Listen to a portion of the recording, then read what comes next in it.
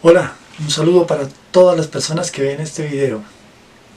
El día de hoy estoy aquí nuevamente para continuar con el tema que vengo tratando acerca de la vida de nuestro Señor Jesús. El día de hoy traigo un tema interesante y es que quiero explicarles que en realidad el Antiguo Testamento también habla de Jesús. Antes, mucho antes de que Jesús naciera, miles de años antes, ya el pueblo de Israel, el pueblo judío, tenía conocimiento de ese Mesías, de ese Salvador que iba a venir. El día de hoy quiero mostrarle algunas de las profecías que en el Antiguo Testamento ya anunciaban la venida de ese Mesías, de ese Salvador. ¿Esto con qué fin? Pues con el fin de demostrar que el pueblo de Israel ya conocía cuáles eran las características que iba a tener ese Mesías. Después ellos lo rechazan y no aceptan que Jesús es el Mesías, pero a través de la historia del pueblo de Israel ya les había sido prometido y anunciado este Mesías. Entonces, de una vez voy a iniciar con algunas de las profecías. Obviamente no las vamos a ver todas, son muchas. Entonces, la primera se encuentra en el primer libro de la Biblia, en el Génesis, justo al comienzo prácticamente de lo que es la historia del pueblo de Israel. Cuando Dios creó a Adán y Eva, Dios los creó perfectos. Ellos no eran inocentes, no tenían esa intención de pecar. Pero Satanás los engaña a Eva, hace que coma del fruto que Dios había prohibido y ella le da ese fruto a Adán, lo cual los lleva a cometer ese primer pecado y apartarse de Dios. Entonces, justo ahí, después de la caída del hombre, encontramos la primera referencia a Cristo en el Antiguo Testamento. La encontramos en Génesis 3:15. Dice así ese pasaje de la palabra: y pondré enemistad entre ti y la mujer, y entre tu simiente y la simiente suya. Esta te herirá en la cabeza y tú le herirás en el calcañar. En esta profecía podemos ver cómo Dios prometió a Adán y Eva un medio para poder expiar sus pecados, para poder reconciliarse nuevamente con Él.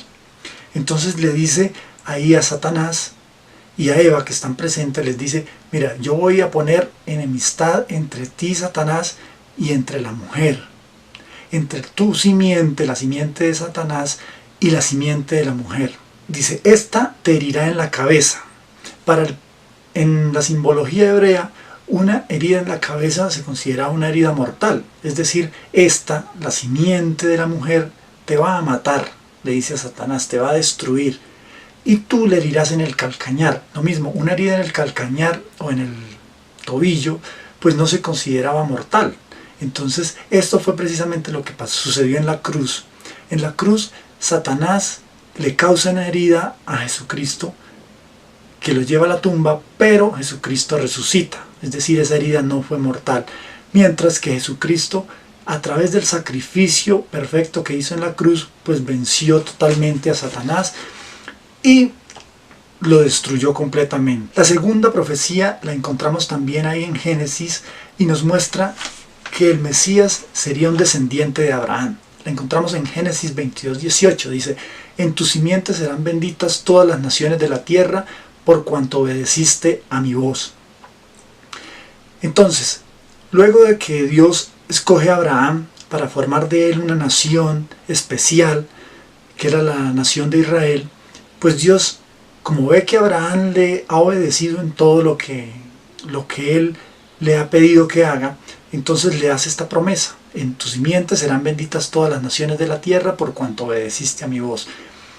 Le está diciendo que a través de él va a enviar a alguien, a un hijo de él. Por eso dicen tu simiente, o sea, un hijo tuyo será el medio para bendecir a todas las naciones. Luego, cuando veamos la genealogía de Jesucristo, pues nos daremos cuenta de que Jesucristo precisamente descendía de Abraham. La tercera profecía que tenemos aquí en el Antiguo Testamento la encontramos en Deuteronomio 18:15 y nos muestra que ese Mesías sería un profeta. Entonces dice: profeta de en medio de ti, de tus hermanos, como yo, te levantará Jehová tu Dios, a él oiréis. En esta tercera profecía que estamos viendo, Dios le promete a Moisés que va a levantar un profeta hermano del pueblo de judío, es decir, iba a ser alguien que venía de alguna de las tribus de Israel y que iba a ser un profeta al cual debían oír. En la siguiente profecía, que la encontramos en el Salmo 22, nos relata muchas cosas acerca de la muerte de Jesús. Vamos a leer. Dios mío, ¿por qué me has desamparado? ¿Por qué estás tan lejos de mi salvación y de las palabras de mi clamor? Mas yo soy gusano y no hombre, oprobio de los hombres y despreciado del pueblo. Todos los que me ven me escarnecen, estiran la boca, menean la cabeza diciendo, se encomendó a Jehová, líbrele él, sálvele, puesto que en él se complacía. Porque perros me han rodeado, me han cercado cuadrilla de malignos, horadaron mis manos y mis pies, repartieron entre sí mis vestidos y sobre mi ropa echaron suertes. Vemos cómo se describe a la perfección muchas de las cosas que sucederían muchos años después. Este salmo lo escribe el rey David cientos de años antes del nacimiento de Jesús, y él, por revelación del Espíritu, obviamente, pues puede ver lo que va a suceder con ese Mesías. Está describiendo la muerte que tendría. En la siguiente profecía, que la encontramos en Isaías, uno de los profetas, en Isaías 7:14, nos describe cómo ese Mesías nacería de una virgen. Nos dice, por tanto, el Señor mismo os dará señal. He aquí que la virgen concebirá y dará a luz un hijo y llamará su nombre Emmanuel.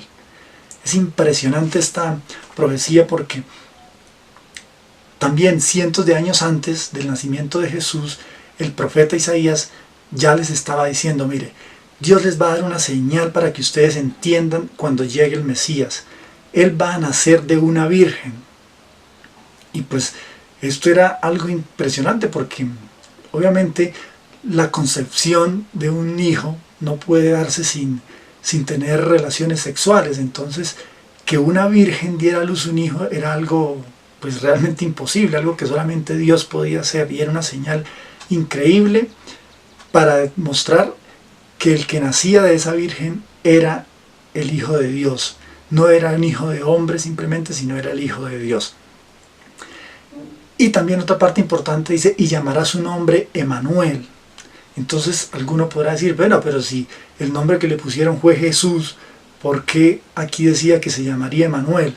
Pero es que resulta que cuando habla aquí de Emmanuel no está diciendo que ese va a ser el nombre que va a llevar, sino que así va a ser llamado, así va a ser conocido como Emmanuel.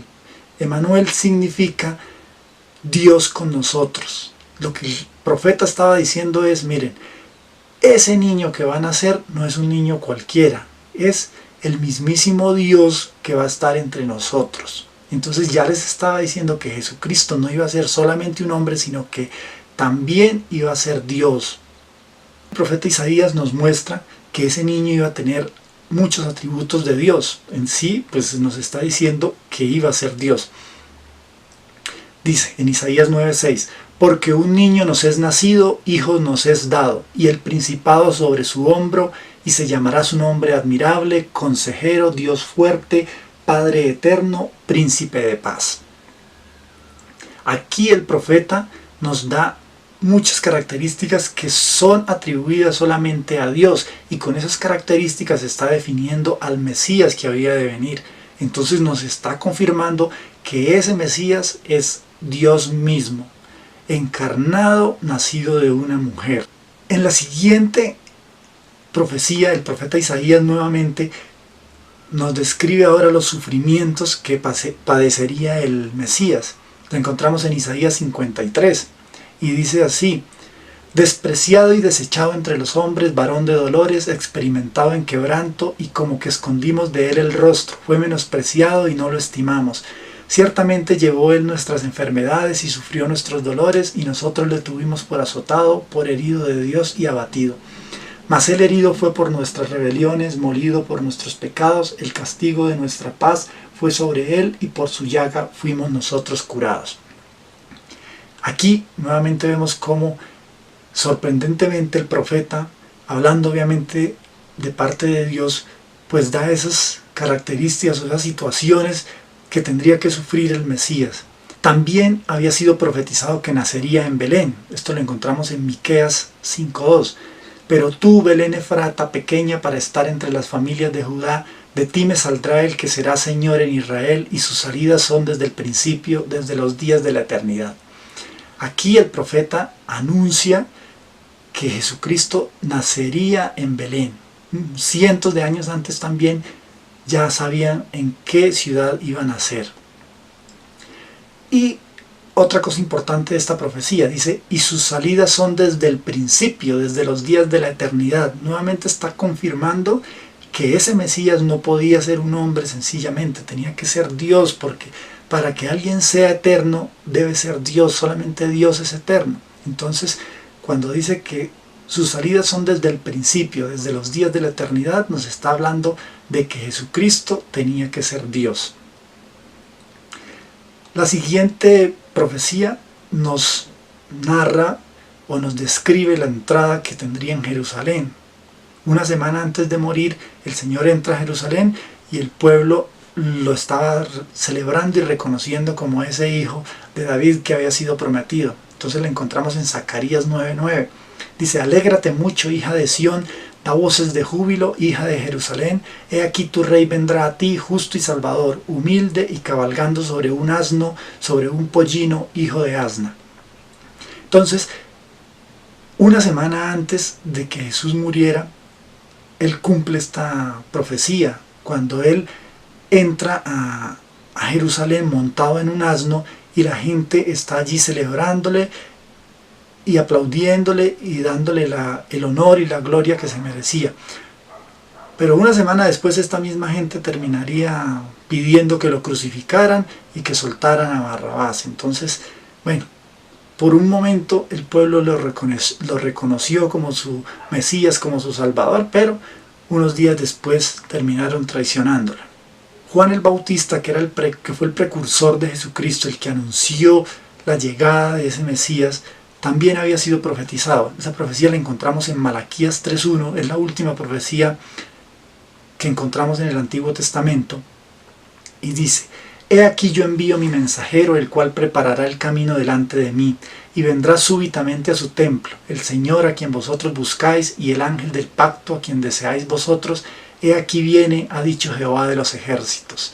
Entonces esta profecía nos está hablando de que como todo rey tendría un heraldo también que lo anunciaría. Ese heraldo era Juan el Bautista, quien vino a anunciar la llegada del Mesías, a decir que ya estaba entre su pueblo el Mesías prometido. Como pueden ver, en el Antiguo Testamento hay muchas referencias a Jesucristo, a ese reinado y a ese ministerio del Mesías. El pueblo de Israel nunca lo entendió, pero todo lo que había sido prometido se cumplió con Jesucristo. Es una muestra de que Jesucristo vino a cumplir ese plan perfecto de Dios para la salvación tanto del pueblo de Israel como de todos nosotros. Y así hoy en día, pues todo aquel que pone la confianza en Jesús puede recibir parte de esa promesa de salvación que el Señor hizo. Pero todo el que lo rechaza, pues va a tener parte de la condenación que Dios le prometió a Satanás a través de todos los que serían sus hijos.